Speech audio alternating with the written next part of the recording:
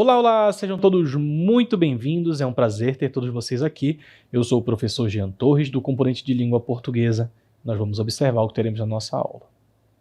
Aula 16, com objeto de conhecimento, intertextualidade no texto literário, detalhamento, diálogos intertextuais na literatura brasileira.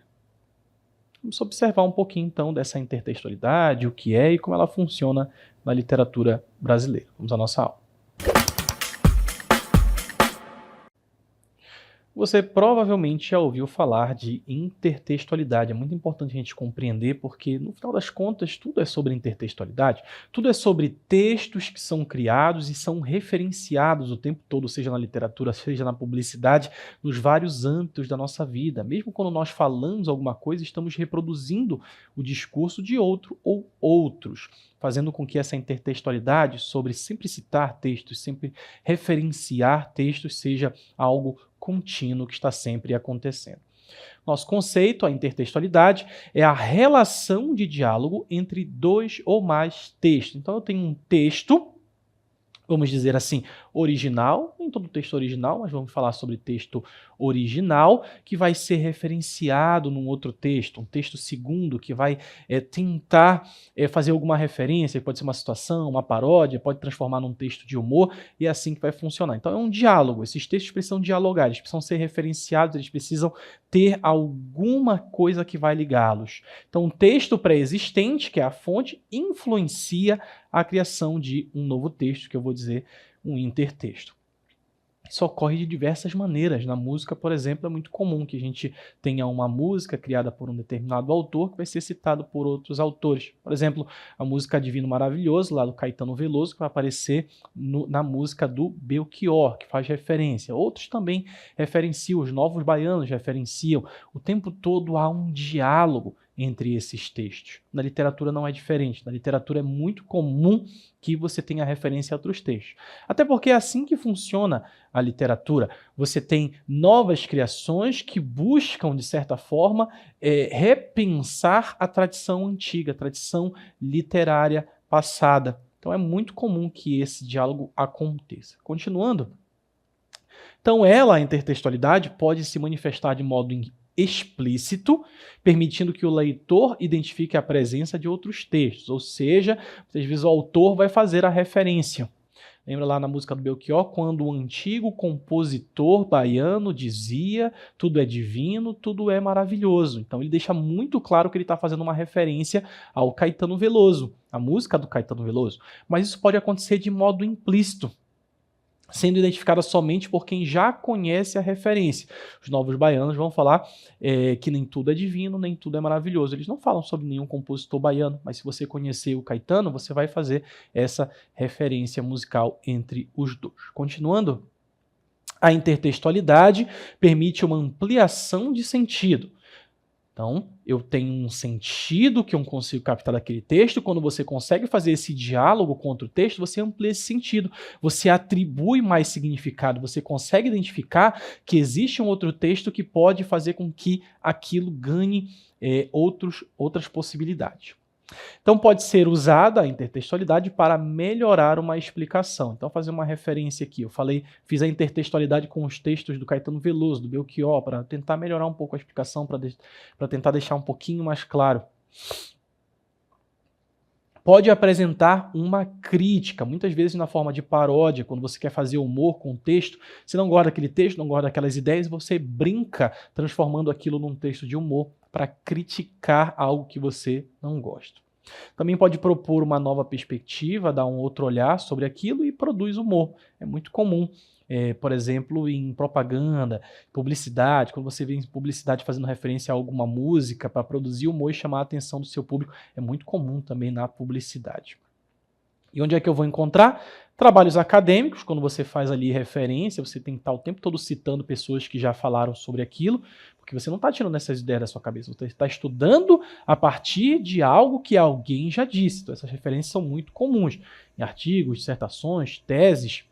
Livros didáticos também aparecem bastante em livros didáticos, você tem lá as fontes todinhas, deixando claro de onde foram tiradas aquelas informações.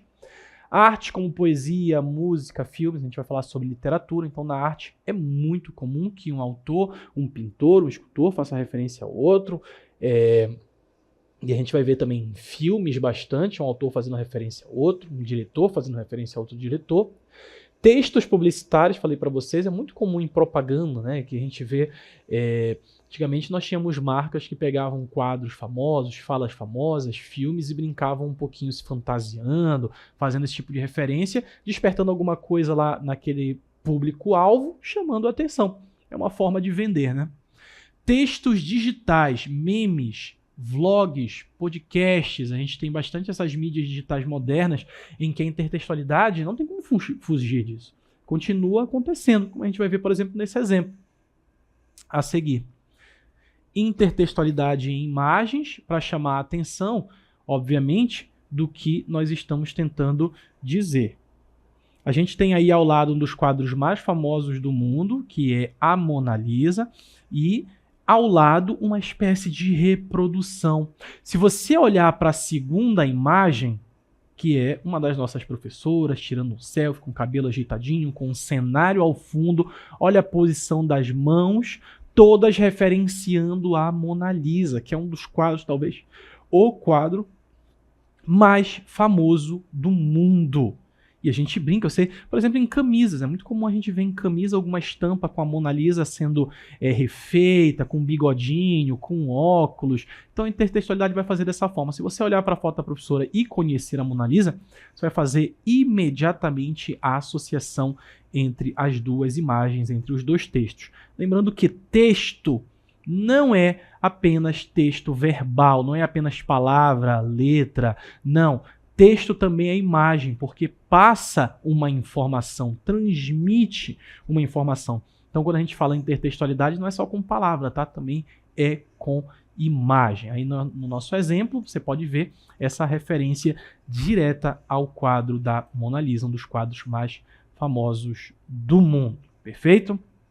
E falando sobre intertextualidade na literatura, antes de qualquer coisa, nós precisamos falar sobre os poemas mais conhecidos, mais famosos, mais importantes da literatura brasileira. Então venham comigo agora aqui nesse cenário maravilhoso, onde todos gostaríamos de estar, numa praia, aquele clima tropical, tomando um suco entre palmeiras, para falar justamente sobre um poema que fala sobre Palmeiras, A Canção do Exílio, escrito pelo nosso Gonçalves Dias, nosso poeta maranhense, que não foi exilado, mas esteve por muito tempo na Europa e escreveu sobre a saudade do Brasil, como se sentisse exilado, como se tivesse sido expulso e quisesse voltar para a sua terra natal.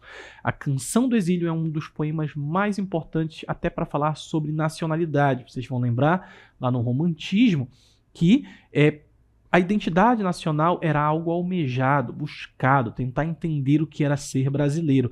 E a Canção do Exílio representa muito isso, trazendo elementos da fauna e da flora no início ainda da brasilidade, da independência brasileira, só alguns anos depois da independência brasileira, ainda buscando essa identidade nacional e focando em aspectos com a natureza brasileira. Então o texto ele vai focar nesses aspectos. Confiram comigo, a Canção do Exílio. Minha terra tem palmeiras onde canta o sabiá. Então, fauna e flora, né? Palmeiras, as árvores, o sabiá, o animal, a ave. Então, as aves que aqui gorjeiam, o som das aves, não gorjeiam como lá. Lembrando, ele está em Portugal, pensando no Brasil. Então, eu estou aqui nesse lugar e sinto como se me sentisse deslocado, pensando que o que tem na minha terra natal, no Brasil, é muito melhor do que o que tem aqui. Então até o som que as aves fazem é muito mais bonito, o som que a ave faz é muito mais bonito do Brasil do que é em qualquer outro lugar. Minha terra tem palmeiras, onde canto sabiá. As aves que aqui gorjeiam não gorjeiam como lá. Nosso céu tem mais estrelas. Nossas várzeas têm mais flores, nossos bosques têm mais vida, nossa vida mais amores. Professor, eu reconheço isso de algum lugar. E aí você já tem que pensar no primeiro item de intertextualidade. Esse poema é tão representativo sobre a brasilidade, sobre a identidade nacional, sobre o que é ser brasileiro, que alguns trechos estão no hino nacional brasileiro, um dos símbolos máximos do país. Então, nosso céu tem mais estrelas. nossas várzeas têm mais flores, nossos bosques têm mais vida e a nossa vida mais amores.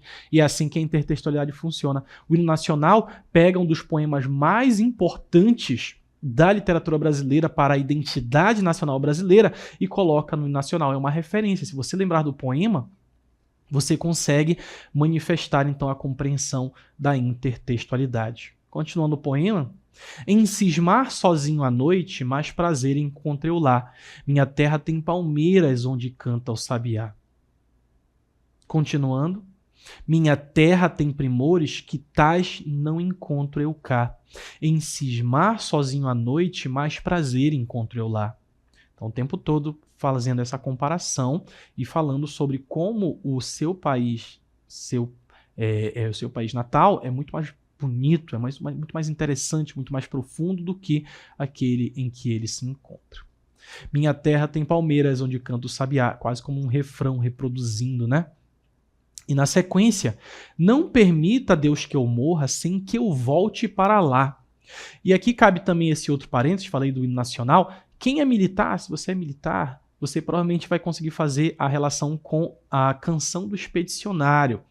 Aí nas forças expedicionárias brasileiras que se envolveram na Segunda Guerra Mundial, foram para a Europa, e quem conhece o hino vai entender lá: por mais terra que eu percorra, não permita, Deus, que eu morra sem que eu volte para lá, sem que leve por divisa esse V que simboliza a vitória que virá. Então a canção do expedicionário também faz um paralelo, também é uma intertextualidade, toma novamente a ideia do nacionalismo, utilizando alguns versos do Gonçalves Dias na canção do exílio. Sim, eu conheço alguns hinos, como vocês podem ver, e consigo fazer essa referência, porque eu gosto de hinos de várias corporações. Enfim, sem que eu volte para lá, sem que desfrute os primores que não encontro por cá, sem quinda vista as palmeiras onde canta o sabiá, esse belíssimo poema que fala um pouquinho sobre a brasilidade e vai ser reproduzido em alguns hinos, como o hino nacional brasileiro e a canção do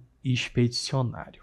Mas é claro que a gente está aqui para falar sobre a relação entre literatura, como a literatura vai respingar, ela vai ser intertextual, vai dialogar com outros. Então acompanhe comigo na sequência.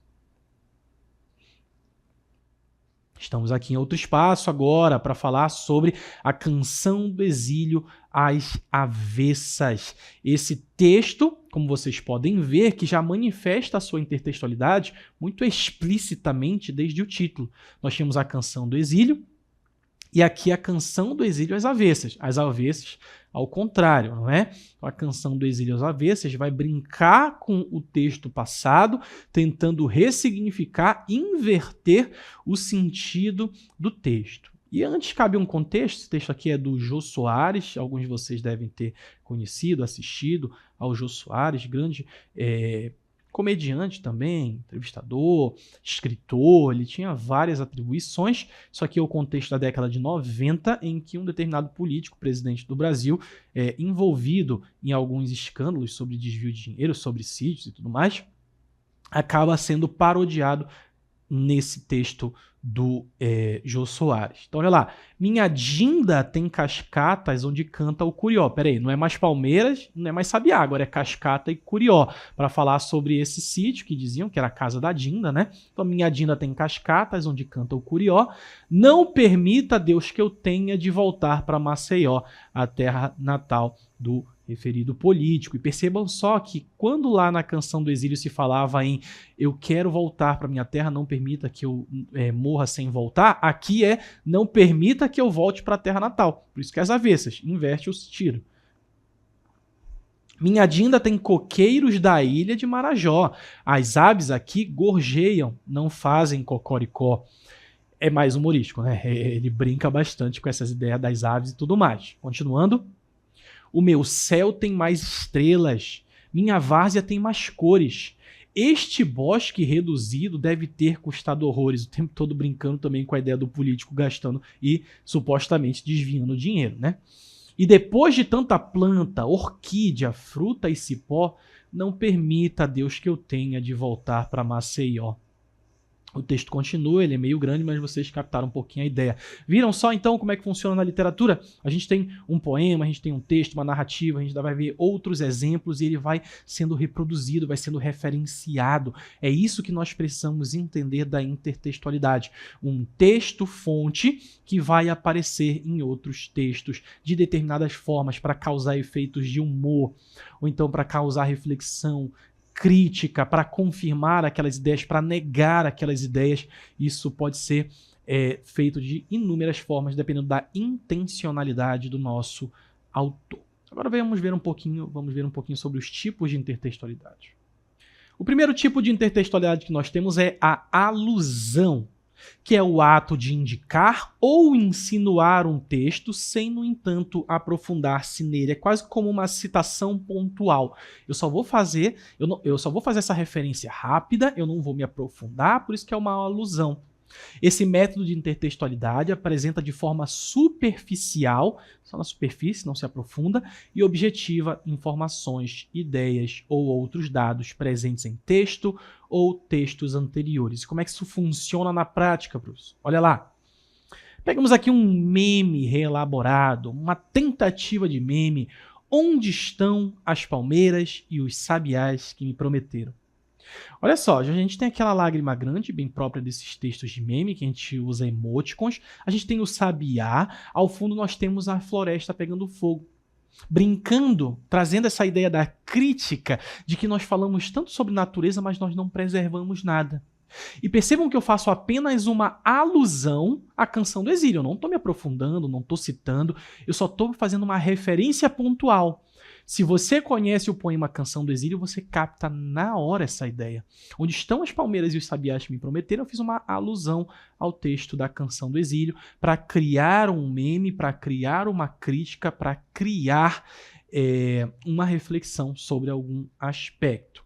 E tudo isso acaba gerando na cabeça do leitor várias interpretações. Porque se você pensar na Canção do Exílio, você vai pensar em patriotismo, nacionalismo, fauna, flora.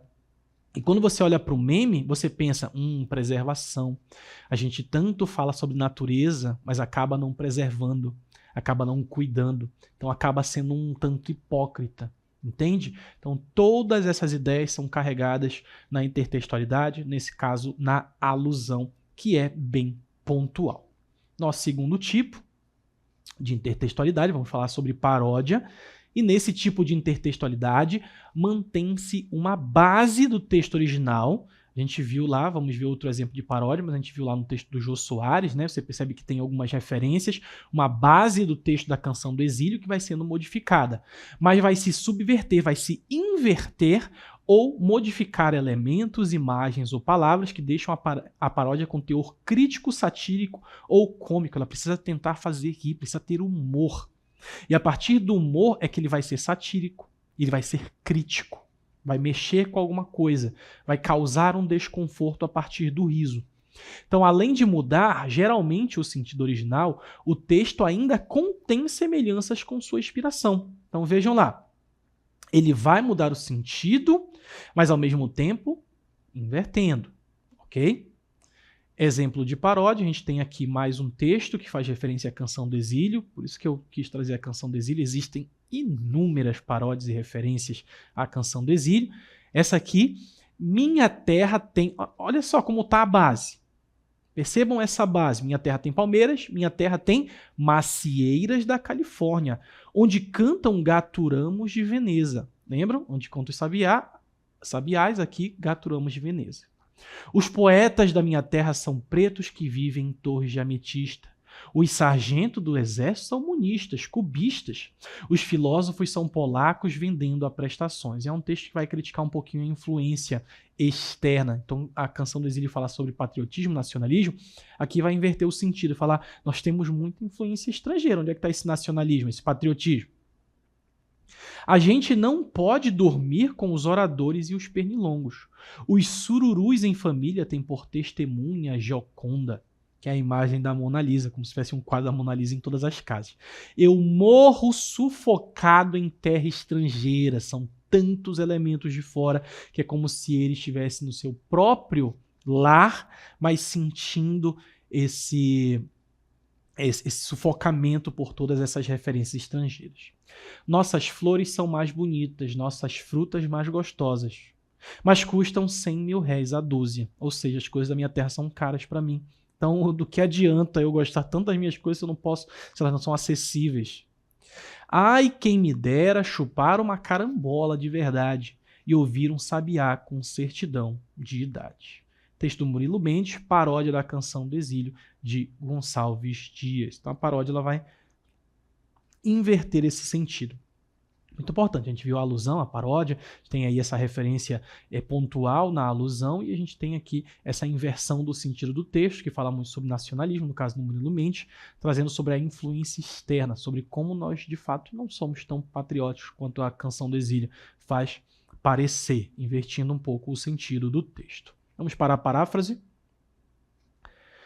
E nesse processo, reafirma-se o sentido do texto original. Então, a paráfrase ela vai pegar o texto, ela vai dizer basicamente a mesma coisa, mas de uma outra forma. Por isso que a gente tem ali, mas com poucas ou nenhuma semelhança na estrutura. É preciso manter o sentido do texto original. Lembrando, na paródia tem uma inversão, tá? Na paráfrase não. Mantém o sentido do texto original, lembra lá de nacionalismo, de saudade, de exílio, na Canção do Exílio.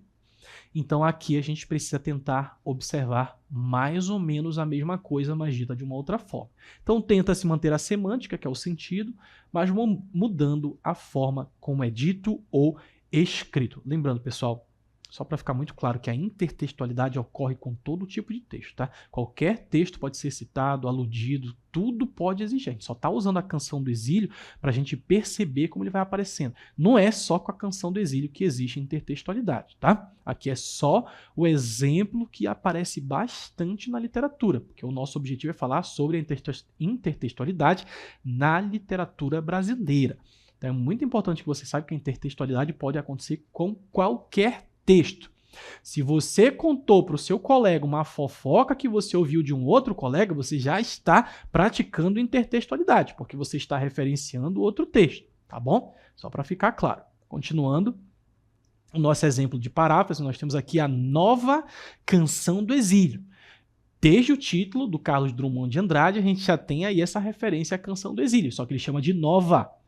Uma reelaboração, uma reafirmação, vamos ver. Um sabiá na palmeira, longe. Olha só, sabiá, palmeira, mas com uma outra estrutura, longe. Estas aves cantam um outro canto. O céu cintila sobre flores úmidas, vozes na mata e o maior amor. Só na noite seria feliz. Um sabiá na palmeira longe. Então ele está se referindo a esses elementos naturais, tal qual a Canção do Exílio fez. Falando sobre o céu, flores, mata, tudo aquilo que está na Canção do Exílio. A gente tem aqui uma espécie de reafirmação, né? Uma reelaboração, mas ao mesmo tempo reafirma. Onde é tudo belo e fantástico, só na noite seria feliz. Um sabiá na palmeira longe. Novamente, usando esse belo, esse fantástico, lá na Canção do Exílio, a gente também tinha esses adjetivos positivos para falar sobre a terra natal. Ainda um grito de vida e voltar para onde é tudo belo e fantástico.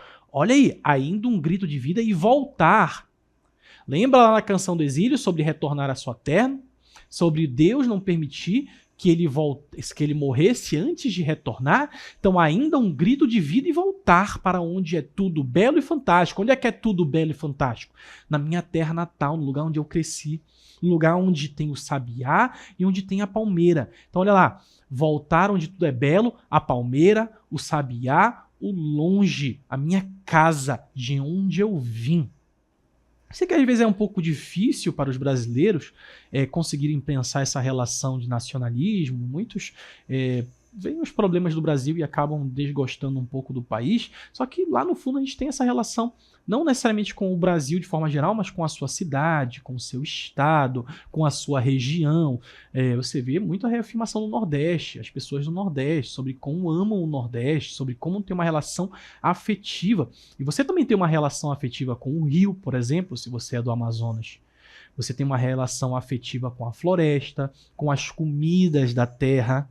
Então, existe um pouco disso e o brasileiro tem que tentar entender um pouco para tentar simpatizar com a Canção do Exílio sobre como essa relação afetiva com o local que nós nascemos nos marca, de alguma forma, em relação à culinária, em relação à família, então de alguma forma nos marca. E aqui no texto do Carlos Drummond de Andrade, que refere lá ao texto do Gonçalves Dias, a gente pode ver que ele também busca essa afetividade, também busca essa saudade. Por isso que é uma paráfrase, porque ele não vai mudar o sentido do texto original. Ele não vai dizer que nós estamos num lugar detestável, ele não vai dizer que odeia a sua terra natal, ou então não vai brincar em relação à política. Não. Aqui ele vai reelaborar para falar sobre o Brasil, assim como o Gonçalves Dias tinha falado. Vamos continuar. Temos a epígrafe, que caracteriza-se pela reprodução de algum trecho do texto base no início de um texto novo. Aqui é bastante pontual, tá, pessoal? Digamos que você vai escrever um artigo, um trabalho da escola sobre o Brasil, sobre nacionalismo, e aí você vai colocar, olha lá, à direita, no início da página, em itálico, porque você acha que aquele trecho ele fala bastante sobre nacionalismo, sobre patriotismo. Então isso precisa ter relação com o texto que será desenvolvido, muitas vezes para explicá-lo indiretamente. Então o nosso exemplo de epígrafe, pode ver que até a posição, né, aqui à direita, nosso céu tem mais estrelas, nossas várzeas têm mais flores. Nossos bosques têm mais vida, nossa vida mais amores.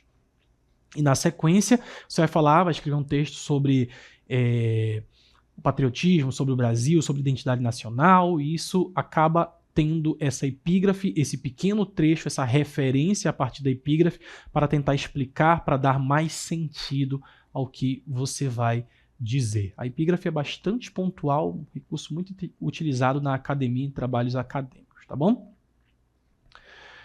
Lá na sequência, outras referências, temos a Canção do Exílio no modernismo brasileiro. Por quê?